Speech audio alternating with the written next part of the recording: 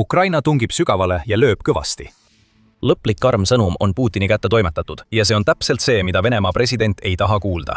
Venemaa on allakäiguteel. Kõik venelastega seotu põleb okupeeritud aladel ja kaugemalgi, kui Ukraina rakendab jõhkra taktika, mis purustab tagala, halvab rinde ja hävitab kõik, mis Venemaal on. Keskmise ulatusega löögid on kohal ja Ukraina kasutab neid, et muuta 2026 Venemaa seni suurimate kaotuste aastaks. Kui Vladimir Putin tahab sõnumit, siis Magyar Birds andsid selle edasi. 16. aprilli avalduses, mis tegi selgeks, et Ukrainal on uus strateegia, millega Venemaa hakkama ei saa. Te olete ussid, te olete perses, kuulutasid linnud. Me alles soojendame mootoreid. Pange turvavööd kinni, varsti surutakse see teile vägisi kurgust alla. See on küll hoiatus tulevaste sündmuste kohta, aga need on ka sõnad, mis saadavad Kremlisse šokilaineid, sest need tulevad pärast ööd, mil okupeeritud aladel rünnati Vene varustust ja taristut viisil, mida Venemaa polnud varem näinud. Ööl vastu 16. Aprilli andis Ukraina Putinile tugeva löögi. Päevakorras oli 16 sõjalist sihtmärki, mis asusid Donetskis, Krimmis ja isegi Venemaal endal. Kõik valiti selleks, et nõrgestada Venemaa sõjapidamist, kui ta üritab alustada kevadrünnakut. Varsti süveneme üksikasjadesse, kuid nimekirjas olid õhutõrjesüsteemid, mis on seotud Venemaa Iskanderi ballistiliste rakettidega, naftabaasid hävitati, Musta mere laevastiku logistika purustati. Kui see oli Vene oma ja ulatusse jäi, tabas Ukraina seda öö jooksul ning seda tehti keskmaa droonidega, mis on kiiresti muutumas mängumuutjaks, mida Ukraina on vajanud, et sõjas Venemaa vastu jõudude vahekorda muuta. Ukrainas on hoog muutumas ja kaadrid näitavad meile miks. Donetskis ja Krimmis lennutab kurikuulus Azovi esimene korpus FPV droone üle oluliste logistikaobjektide. Anton Geroshenko poolt X-is jagatud kaadrites näeme seda, mida Ukraina droonid näevad. Täpne värviline, kõrglautusega videomaterjal, mis näitab, kuidas Ukraina droonid liiguvad sügavale okupeeritud Donetskisse. Kuid nad sihivad Venemaa logistilist infrastruktuuri. Venemaa õhutõrje ei suuda midagi teha. Korduvalt ründavad droonid, tabades kolonne, soomukeid, vägede kogunemisi ja kõike, mis kuulub logistilisse võrku, mis võimaldab Venemaal Donetskis edasi suruda. Ukraina droonid suudavad nüüd lennata piisavalt sügavale ja nii täpselt vaenlase tagalasse, et nad hävitavad vaenlase kolonne elutähtsatel logistilistel varustusliinidel, mida Venemaa vajab oma kevadpealetungi läbiviimiseks. Magyar Birds jagasid oma postituses veelgi rohkem kaadreid, tegelikult 6 minutit, mis näitab meile, et Ukraina ei taba ainult veoautosid ja vägesid. Lugu jääb samaks. Sügaval okupeeritud aladel tabavad Ukraina droonid jätkuvalt oma sihtmärke. Harva näeme isegi märki sellest, et Venemaa õhutõrje kaitseks taristut, mida Putin vajab oma pealetungi jätkamiseks. Mida me näeme, on see, et neid õhutõrjesüsteeme hävitatakse massiliselt, kuna just need relvad, mida nad peaksid hävitama, kasutatakse nende enda vastu. Tulekahjud möllavad, hooned lähevad suitsu. Kui see on Vene päritolu ja seda saab kuidagi kasutada Venemaa sõjamasina töös hoidmiseks, on sellest saanud Ukraina poolt täiustatud ja valdatud droonide sihtmärk. Kõiges selles videos nähtus peitub Ukraina sõjavõidu võti. Ja see toob meid tagasi 16. aprilli öiste rünnakute juurde. Aprilli 16. päeval kinkis Putini tõeline vaenlane talle tema sõjaväes 16 purustatud sihtmärki. Kõigepealt keskendume Donetskile. Kevadpealetungi sihtmärgiks, mille eesmärk on purustada kindlusvöönd, on Donetsk see Ukraina piirkond, mida Putin ihaldab üle kõige. Mineraalirikas Donetsk, mida Putin on juba ammu nimetanud Venemaa õiguspäraseks omandiks, on olnud keskne Putini maksimalistlikes nõudmistes, kui sõjas peaks rahu välja kuulutatama. Ukraina ei ole valmis seda territooriumi loovutama. Venemaa maksab selle enda kättesaamise eest ränka hinda. 8. aprillil tuli ilmsiks, et Venemaa kaotab iga Donetski vallutatud ruutkilomeetri kohta 316 sõdurit. See number kasvab veelgi, kuna Ukraina rakendab keskmaa rünnakute strateegiat, mis saavutas oma haripunkti 16. aprillil. Donetski sihtmärkide hulgas, mida nägime Magyar Birdsi jagatud videos tabatavat, oli ka Ossak õhutõrjesüsteem, mille Venemaa on paigutanud okupeeritud Vodhana asulasse. Ukraina võttis sihikule ka Venemaa Rubikoni üksuse, mis loodi spetsiaalselt selleks, et olla Putini kõige ohtlikumate drooniekspertide meeskond. Rubikon tahab olla see, mis Ukraina juba tõestab end olevat – droonisõjameistrid. 16. aprillil tabas Ukraina Hirnas asuvat mehitamata õhusõidukite rajatist, mida tema sõnul kasutas Rubikon droonide lao ja töökojana. Selle rünnaku taga oli Ukraina mehitamata süsteemide vägede esimene eraldiseisev keskus ning selle saavutuseks on olnud Venemaa enda droonistrateegia halvamine just ajal, mil Ukraina ise on hakanud edukalt ründama Venemaa tagalat. Seejärel muutus Venemaa jaoks öö veelgi halvemaks. Kui õhutõrje ja drooniüksused Donetskis põlesid, ründas Ukraina samal ajal tugevalt ja sageli ka Krimmis. Venemaa poolt 2014. aastast ebaseaduslikult annekteeritud Krimm oli kunagi üks Putini strateegia tugipunkte Ukrainas. Poolsaar, mis pidi jääma väljapoole Ukraina arsenalis olevate relvade ulatust, pidi Krimm olema koht, kus Venemaa saab koondada vägesid ja varustust, mida oleks võimalik Musta mere kaudu Ukraina mandriosale toimetada. Kuid 4 sõja-aasta jooksul on Ukraina tugevamaks saanud, arendanud uusi relvi ning muutnud Musta mere teed, mis olid Venemaale nii olulised, kasutamiskõlbmatuks laevastikule, mis on kaotanud kolmandiku oma sõjalaevadest ja taandunud oma peamisest Krimmi sadamast. 16. aprillil näitas Ukraina taas, et suudab Venemaad Krimmis kahjustada ning tema sihtmärgid olid üle kogu poolsaare. Veel osa Venemaa õhutõrjest langes rivist välja. Magyar Birds teatavad, et Ukraina droonioperaatorid hävitasid 2 Venemaa Iskanderi raketisüsteemide paigutusbaasi. Need raketid on sageli osa õhurünnakute parvedest, mida Venemaa Krimmist Ukrainasse tulistab.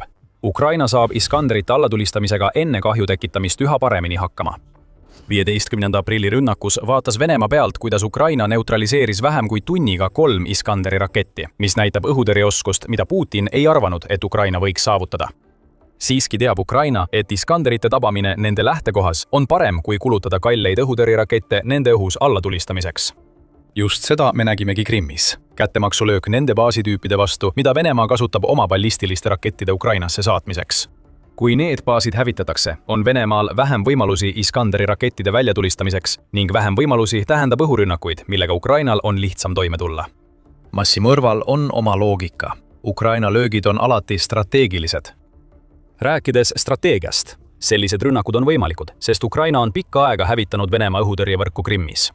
Ka 16. aprillil oli sama lugu. Lisaks Iskanderi baasidele hävitas Ukraina Feodosias ka Pantsir S1 õhutõrjesüsteemi ning laskemoonalao, mida kasutavad Musta mere laevastiku jäänused Mazirias. See on üks õhutõrjesüsteem vähem, mida Venemaa saab kasutada Ukraina Krimmi rünnakutele vastulöömiseks ning veelgi rohkem laskemoona kaotatud laevastikult, mis on Ukraina kampaania tõttu juba taktikalises mõttes rivist väljas. Ja see pole veel kõik, kaugeltki mitte. 16. aprillil hävitati rakette, õhutõrjesüsteeme ja laskemoona, kuid Ukraina sihtis ka kõige väärtuslikumat ressurssi, mis Venemaal Krimmis on. Vedelkuld lahvatas leekidesse, kui Ukraina hävitas naftabaasid üle kogu poolsaare. Aga enne kui selleni jõuame, tuletan kiiresti meelde, et vaatate saadet The Military Show. Meie toome teieni kogu pildi, mitte ainult pealkirjad. Kui soovite näha rohkem sellist analüüsi, siis kindlasti tellige meie kanal. Ukraina 414. brigaadi 9. pataljon mängis Krimmi rünnakutes väga suurt rolli. Nad sihtisid 2 naftabaasi, Hilboki-Jari ja Okjabriska, mis oli osa Ukraina jätkuvast strateegiast muuta Venemaa jaoks võimatuks nafta ja kütuse toimetamine oma vägedele või selle müümine riikidele, kes võiksid anda rohkem raha Vene sõjamasinale. Need rünnakud naftabaasidele lisanduvad teistele rünnakutele Vene naftataristu vastu Läänemere piirkonnas, mis on juba nädalaid leekides olnud.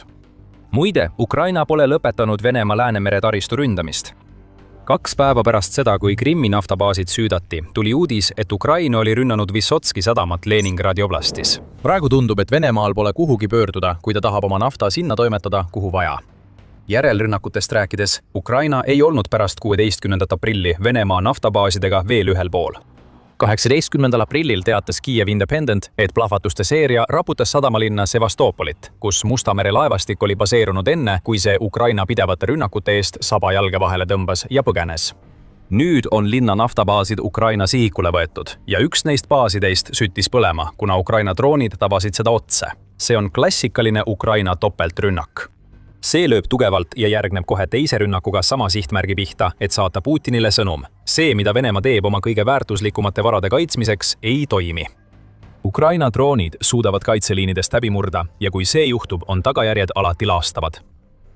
Ja nagu sellest veel vähe oleks, et Ukraina rünnakulainetus Krimmis kahjustas Musta mere laevastikku, hävitas viimane neist ka laevastiku kasutatava laskemoonalao. Seega polnud Musta mere laevastiku jaoks 16. aprillil just hea öö. Juba Sevastopolist välja sunnitud laevastik on kaotanud nii kütuse, mis pidi seda töös hoidma, kui ka relvad, mida plaaniti kasutada Ukraina vastu.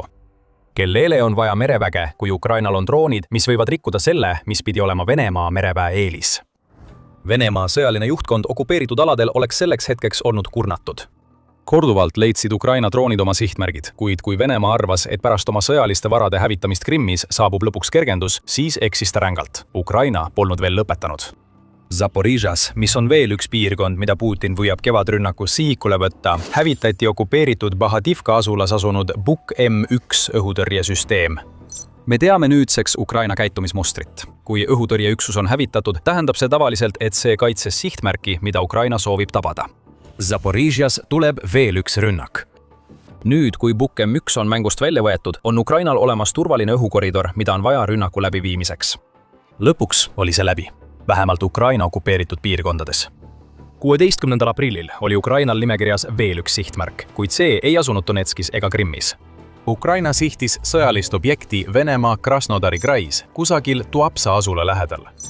Ukraina mehitamata süsteemide vägede komandör Robert Provdi ei öelnud rünnaku kohta selle teatamise ajal palju. Ta ütles, et operatsiooni üksikasjad tulevad Ukraina kindralstaabilt siis, kui neil on täpselt teada, kui edukas see oli. Need üksikasjad on nüüd olemas. Ja need ei ole Venemaa jaoks head uudised. Kiev Independent teatab, et Ukraina droonirünnak Tuapsas on muutnud selle piirkonna naftatöötlemistehase vulkaaniks, mida on näha isegi Mustalt merelt. See rajatis, mis kuulub Venemaa naftahiiglasele Rosneftile, on üks 10 suurimast rafineerimistehasest kogu Venemaal.